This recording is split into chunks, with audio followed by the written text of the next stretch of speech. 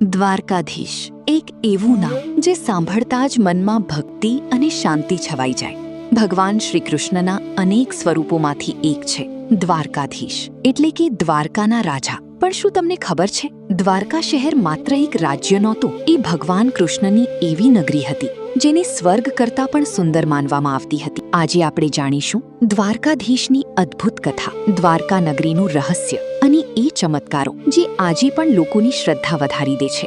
મહાભારતના સમયમાં ભગવાન કૃષ્ણ મથુરામાં રહેતા હતા, પણ મથુરા પર વારંવાર દુશ્મનો હુમલો કરતા। ખાસ કરીને એક શક્તિશાળી રાજા જરાસંધ વારંવાર યુદ્ધ કરતો। ત્યારે ભગવાન કૃષ્ણએ પોતાના લોકોની સુરક્ષા માટે એક નવી નગરી બનાવવાનો નિર્ણય લીધો અને સમુદ્રના કિનારે ઊભી થઈ સુવર્ણ નગરી દ્વારકા। કહેવામાં આવે છે કે દેવોના શિલ્પકાર વિશ્વકર્માએ આ નગરી બનાવી હતી। દ્વારકામાં સોનાના મહેલો હતા, વિશાળ રસ્તાઓ, ભવ્ય મંદિરો અને ચારેય બાજુ સમૃદ્ધિ જ સમૃદ્ધિ।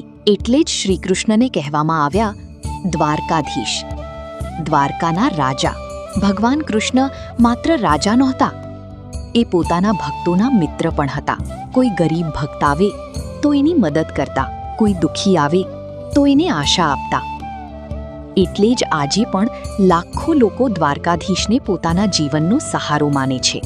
ગુજરાતના દેવભૂમિ દ્વારકામાં આવેલું દ્વારકાધીશ મંદિર આજે પણ કરોડો ભક્તોની આસ્થાનું કેન્દ્ર છે। સમુદ્રની અંદર આજે પણ પ્રાચીન દ્વારકાના અવશેષ મળ્યા છે। ઘણા વૈજ્ઞાનિકો માને છે કે હજારો વર્ષ પહેલા એક ભવ્ય નગરી સમુદ્રમાં સમાઈ ગઈ હતી અને ઘણા લોકો તેને ભગવાન કૃષ્ણની દ્વારકા માને છે। ભગવાન કૃષ્ણ આપણને એક મોટો સંદેશ આપે છે, જીવનમાં કેટલી પણ મુશ્કેલી આવે, ધર્મ અને સત્યનો માર્ગ ક્યારેય ન છોડવો। દ્વારકાધીશ માત્ર ભગવાન નથી, એ વિશ્વાસ છે, ભક્તિ છે અને જીવન જીવવાની પ્રેરણા છે।